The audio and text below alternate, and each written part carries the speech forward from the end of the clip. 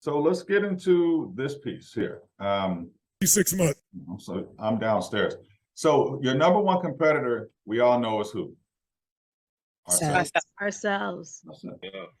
It's the person, I tell my son, whoever you see brushing your teeth in the morning, that's who you're competing against. Hopefully he's brushing his teeth, right?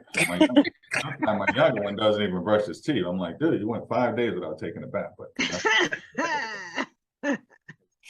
All right.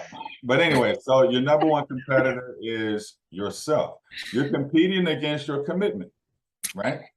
I mean, some of you I know Ken works out a lot. I know Jesus is dedicated to his wintertime sports. And, you're competing against your commitment. Whatever you are committed to, that's what you're competing against. There is no competition when it comes to real estate. It's millions of dollars in commissions to be made. How do I know? Because I got tax returns to prove it, and I had no experience. I was just busting my butt, copying people, and I said, hey, I want to make $1 million.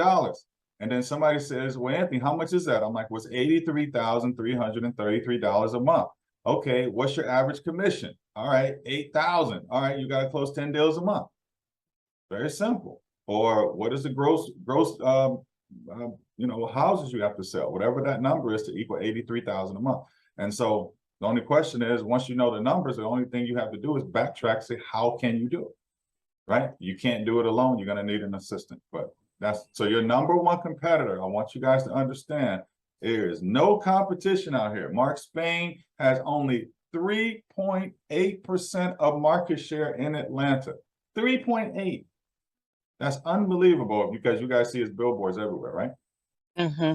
What does that tell you? If somebody's marketing that heavy in one area and they only have less than 5% market share, that tells you his sales force is probably, he's spending more money on his sales force training, right? Because if people put marketing behind it, I mean, they're getting opportunities.